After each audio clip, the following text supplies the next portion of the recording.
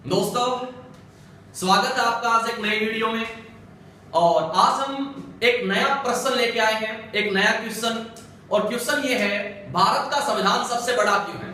ये तो हम सब जानते हैं कि भारत के संविधान में 395 के करीब आर्टिकल है, 22 के करीब पार्ट्स हैं, इसके बाद में 12 के करीब शेड्यूल है। और इस तरह से भारत का संविधान दुनिया का सबसे बड़ा संविधान है। तो ये सबसे बड़ा संविधान क्यों है, इसके बारे में हम चर्चा करेंगे। दुनिया के अगर संविधानों की बात की जाए तो अमेरिका का संविधान जब बना था तो उसमें तकरीबन 7 आर्टिकल थे। आज ऑस्ट्रेलिया के संविधान में तकरीबन 128 आर्टिकल है। अगर हम बात करें कनाडा की तो उसके संविधान में तकरीबन 147 आर्टिकल है। अगर बात करें हम साउथ अफ्रीका की तो साउथ अफ्रीका के संविधान में तकरीबन 253 आर्टिकल है।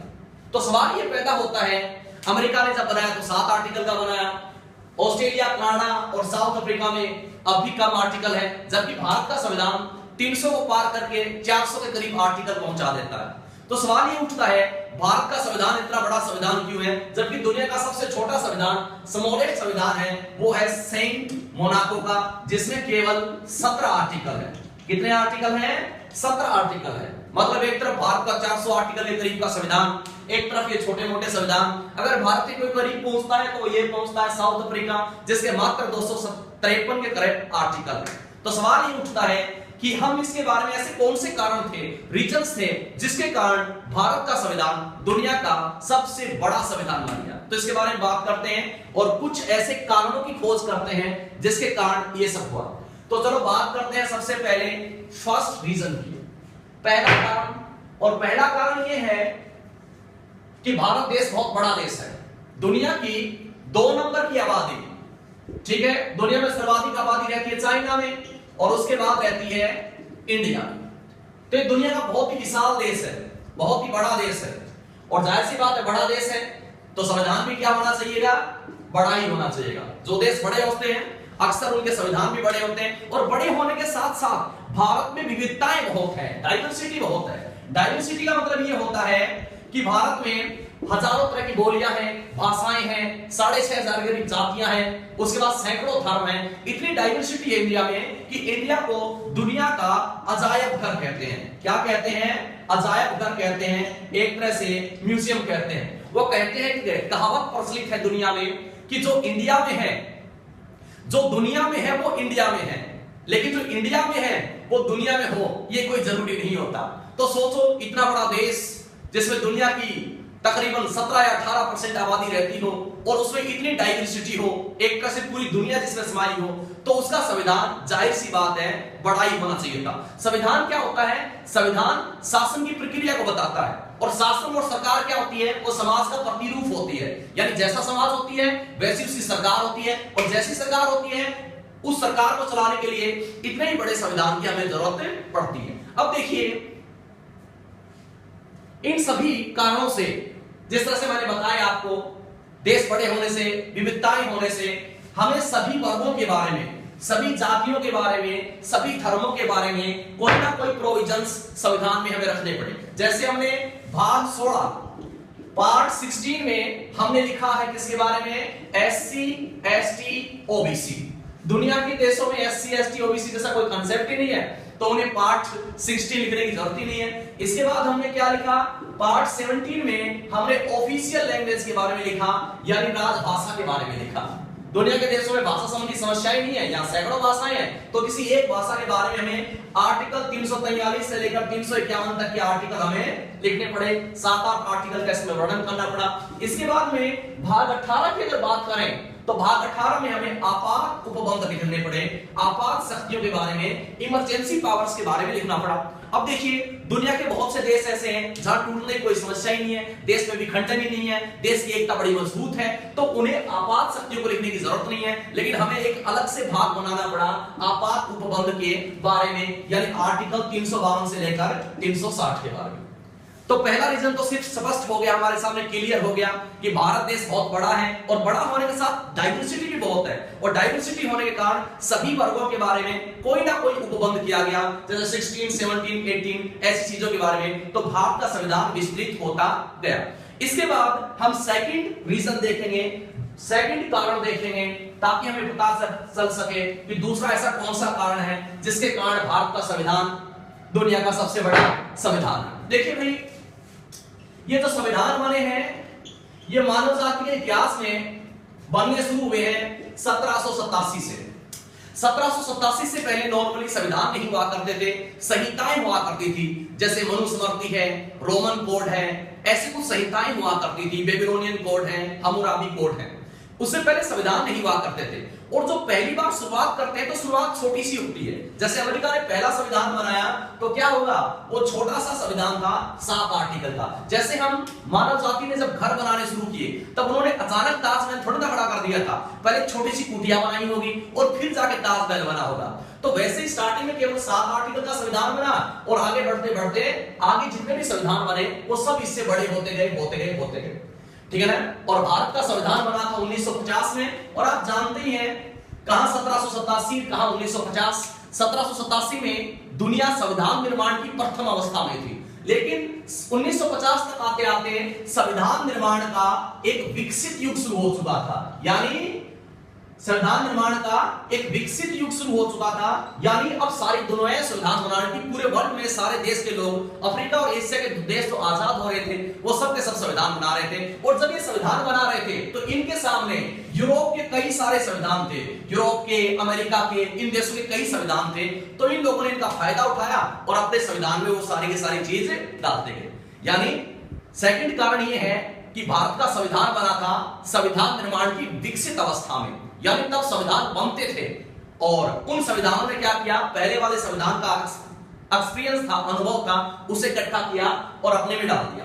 देखिए, जब इंडिया का संविधान 1950 में बना था तो उससे पहले दर्जनों संविधान आ चुके थे और वो दर्जनों संविधान काम भी कर चुके थे, ठीक है ना। वो एक्टिव अवस्था में थे, एक्टिव थे, वो काम कर रहे थे। इसका मतलब उसके काम करने से कुछ उसमें प्लस पॉइंट आए, कुछ अच्छी बात थी संविधानों में और कुछ माइनस पॉइंट आए, कुछ बुरी बात थी। तो इंडिया के संविधान निर्माताओं ने जब हमारा संविधान बनाया था ना, तो दुनिया के संविधानों की अच्छी बात स्वीकार कर ली। जैसे डीपीएस हमने कहां से लिया, आयरलैंड से। मौलिक अधिकार कहां से लिया, अमेरिका से। अच्छी बात स्वीकार कर ली और जो बुरी बात थी उन्हें त्याग दिया गया। और साथ में कुछ सावधानियां थी, ठीक है ना। हर दुनिया के देश के संविधान में कोई ना कोई अच्छी बात होती है, कोई ना कोई विशेष बात होती है, कोई सावधानी होती है, और उस सावधानी को भी हमने क्या किया गया, उस सावधानी को भी हमारे संविधान में जगह दे दी गई। इसलिए दुनिया के जितने भी संविधान थे उनका जो संचित अनुभव है, एक्सपीरियंस है, उसमें जो बातें थी उन बातों को भारतीय संविधान में डाला गया था। इसलिए भारतीय संविधान का स्वरूप जो है वो काफी विस्तृत हो गया। इसके बाद तीसरे रीजन की बात करते हैं। तीसरा ऐसा कौन सा कारण था कि भारत का संविधान काफी बड़ा हो गया। देखिए, हमारी जिंदगी कौन बनाता है, हमारी जिंदगी हमारे आदर्श बनाते हैं, हमारी सोच बनाती है। देखिए, भारत का संविधान जब बना था तो जानते हो भारत के संविधान निर्माताओं के समक्ष कौन सा आदर्श था। उनके सामने जो आदर्श हुआ करता था वो 1935 के एक्ट का आदर्श हुआ करता था, एक्ट ऑफ 1935, ठीक है ना। कहते हैं भारत का संविधान जब तक लागू हुआ था 26 जनवरी 1950 को, तब तक एक्ट ऑफ 1935 के जरिए ही हमने देश चलाया था। ये 1935 का जो एक्ट था ये काफी बड़ा एक्ट था, ठीक है ना। इसमें तकरीबन एग्जैक्ट तो मुझे याद नहीं है लेकिन शायद 250 के करीब आर्टिकल थे। इतना बड़ा कानून था, ये अधिनियम था। इसे आदर्श मान के भारत का संविधान बनाया गया था और भारत के संविधान में 2/3 जो अनुच्छेद हैं इस 1935 के एक्ट के 2/3 अनुच्छेद भारत के संविधान में शामिल कर दिए गए। अब ये आदर्श ही बड़ा था हमारा, जिसमें 250 के करीब आर्टिकल थे और उसके 2/3 हमारे संविधान में ले लिए गए, तो जाहिर सी बात है हमारा संविधान भी क्या हो गया, बड़ा। और कारण ये था कि भारत के लोग 1935 के आर्टिकल से भली भांति परिचित थे, इस अधिनियम से। तब हमने इसे आदर्श माना और सारा की सारी वो चीज ले ली जो 1935 के एक्ट में ली। डॉक्टर अम्बेडकर तो कहा करते थे कि संविधान बनाने की जरूरत क्या है, हम हमारा देश 1935 के अधिनियम से चला सकते हैं, ठीक है ना। तो ये इस कारण से हमारा आदर्श विशाल था, बड़ा था, उससे हम परिचित थे, उसकी बहुत सी अच्छी बातों को हमने लिया, इसलिए भारत का संविधान एकाएक काफी बड़ी मात्रा में वाइड हो गया। इसके बाद हम चौथा रीजन देखते हैं भारत के संविधान का बड़े होने का। देखिए, भारत का संविधान क्या है, हमारा देश क्या है, एक संघ है, एक फेडरेशन है, एक यूनियन है। फेडरेशन है, एक यूनियन है, यानी भारत का देश, ये भारत है, ये संघात्मक राज्य है। देखिए मैं किसी अगले वीडियो में बताऊंगा कि फेडरेशन, यूनिटरी स्टेट, फेडरेशन क्या होता है, क्वासी फेडरल क्या होता है, परिसंघीय देश कौन सा होता है, इस चीजों के बारे में बात करूंगा। एकात्मक, संघात्मक, परिसंघात्मक, इन कंसेप्ट के बारे में बात करूंगा। और भारत एक संघात्मक देश है। संघात्मक देश वो होता है नॉर्मली जहां दो सरकारें हो, एक तो सेंटर की और एक स्टेट की सरकार हो। अब देखिए भारत का संविधान जब बनाया गया तो भारत में केवल एकल संविधान की व्यवस्था है, यूनिक कॉन्स्टिट्यूशन की व्यवस्था है। यानी देश एक है तो देश का संविधान भी क्या है, एक है। हमने थोड़ा सा अपवाद दिया है, जम्मू कश्मीर को थोड़ा सा अलग संविधान दिया है हमने, लेकिन वैसे भारत का एक ही संविधान है। अब जानते हो उसी संविधान में केंद्र की व्यवस्था है और उसी संविधान में स्टेट्स की व्यवस्था है। यानी जिस संविधान में भारत का संविधान एक है पूरे देश का, चाहे वो केंद्र सरकारों के बारे में वर्णन हो, चाहे वो राज्य सरकारों के बारे में वर्णन हो, सारा का सारा एक ही संविधान में डाला गया है। अब देखिए अमेरिका जो है देश, उसमें क्या है, सेंटर का जो है वहां के देश का, फेडरेशन का, फेडरल का, उसका संविधान बिल्कुल अलग है। इसके अलावा उसमें 50 स्टेट है तो 50 स्टेट के 50 संविधान अलग है। यानी टोटल अमेरिका में 51 संविधान है। अब हमारे देश में संविधान है एक, यानी हमारे तो 29 स्टेट हैं, उसमें से 28 स्टेट के संविधान भी किसने लिखे हैं, भारत के संविधान में लिखे हैं। तो आप सोच सकते हैं जिस देश में केंद्र और राज्यों का संविधान एक हो तो उस संविधान में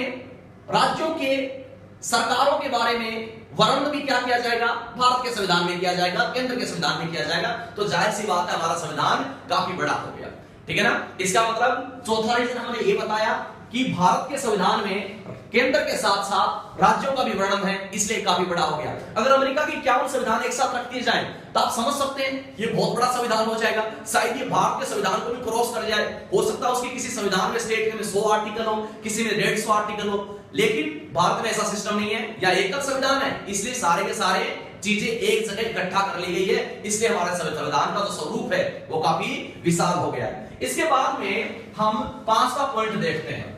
5वां पॉइंट ये है कि भारत के संविधान में केवल केंद्र और राज्य का वर्णन ही नहीं है, एक्सप्लेनेशन ही नहीं है, इनके आपसी संबंधों को भी बताया गया है। देखिए भाई भारत के इतिहास में हमेशा, जैसा कि अकबर कहा करते थे, अकबरनामा में लिखा है ये बात, अकबरनामा में अब्दुल फजल ने कहा है कि भारत की समस्या हमेशा से क्या रही है, भारत में दो तरह के लोग हैं, एक जो इंडिया को जोड़ना चाहते हैं, एक इंडिया को तोड़ना चाहते हैं। इंडिया को तोड़ने वाले हमेशा इसकी पेड़ियों में, इसके पैरों में बेड़ियां डालते से तोड़ देते हैं, और हिंदुस्तान को चाहने वाले इसे फिर एक कर देते हैं, और अकबर उन चाहने वालों में से है। ये इंडिया की फिलोसॉफी है। हमारी सबसे बड़ी समस्या, मैं आर्टिकल 1 समझाऊंगा तब बताऊंगा, सबसे बड़ी समस्या नेशनल इंटीग्रेशन की समस्या है, राष्ट्रीय एकीकरण की समस्या है। तो भारत के संविधान में भी इसके बारे में ध्यान दिया गया कि भारत जब एक होता है तो हमेशा मजबूत होता है, हमने सारी दुनिया के देशों में हराने की ताकत होती है, लेकिन जब इंडिया टूट जाता है तो बहुत कमजोर पड़ जाता है। इसका मतलब भारत के संविधान में भी केंद्र राज्य संबंधों के बारे में बताया गया है। आर्टिकल 245 से लेकर 263 तक इसका वर्णन है, ताकि भारत टूटे नहीं, भारत का ये संघ नहीं टूटे। अगर कोई संघीय विवाद, यूनियन डिस्प्यूट पैदा होता है तो उसके समाधान के लिए इसमें तरीके भी बताए हैं, चाहे अंतरराज्यीय परिषद, चाहे और कुछ। तो ये है हमारा 5वां पॉइंट। इसके बाद में एक छठा पॉइंट भी है। छठा पॉइंट ये है कि भारत के संविधान में प्रशासनिक संरचना के बारे में बताया गया है। देखिए दुनिया के देशों में प्रशासनिक संरचना उस देश के साधारण कानून पर छोड़ दी जाती है, साधारण जो एक्ट्स होते हैं, साधारण जो कानून होते हैं उन पर छोड़ दी जाती है। लेकिन भारत में प्रशासनिक तंत्र के बारे में, यानी जो हमारा प्रशासन कैसे चलता है, सरकारी सेवाएं कैसी चलती हैं, उन सभी के बारे में हमारे संविधान में वर्णन है। क्योंकि वो इसलिए है ताकि भारत में ये नहीं कि कल केंद्र सरकार हो वो राज्यों के प्रशासनिक तंत्र को बिल्कुल बदल दे, सारी पावर अपने पास ले ले, या फिर कोई ऐसा सिस्टम हो जाए जिससे प्रशासनिक तंत्र ध्वस्त हो जाए। किसी विद्वान का नाम तो मुझे याद नहीं, उस विद्वान ने कहा था कि अगर हमारी सभ्यता का पतन होगा तो नौकरशाही के पतन के कारण होगा, नौकरशाही के भ्रष्टाचार के कारण होगा। तो भारत ने व्यवस्था पहले कर दी ताकि नौकरशाही भ्रष्ट ना हो, और अगर प्रशासनिक संरचना में परिवर्तन करना पड़े तो संविधान में संशोधन करना पड़े। ये नहीं कि प्रशासनिक तंत्र अस्त करके कोई देश में तानाशाह बन जाए। और इसका लास्ट पॉइंट एक है जिसे हम 7वां पॉइंट कहते हैं। इसका मतलब छठा पॉइंट मैंने ये बताया था कि भारत के संविधान में राजनीतिक सिद्धांत के अलावा प्रशासनिक उपबंध भी शामिल है, प्रोविजंस भी ऐसे शामिल है जिससे हमारा प्रशासन चलाया जाता है। और प्रशासनिक उपबंध डालने के कारण भारत का संविधान जो है वो काफी बड़ा हो गया। एक कारण ये भी है भारत के संविधान में जो मौलिक अधिकार हैं, जिसे कहते हैं एफआर, फंडामेंटल राइट्स, या जो डीपीएस भी हैं, ये बड़ी विस्तार से लिखे गए हैं, ठीक है ना। ये छोटे शब्दों में नहीं लिखा गया, विस्तार से लिखे गए हैं। फिर उसमें प्रतिबंध भी लगाए गए हैं, कुछ युक्त प्रतिबंध है, कुछ ऐसी बातें हैं, इसलिए काफी बड़ा हो गया है। एक रीजन और है, एक रीजन इसका यह है कि भारत एक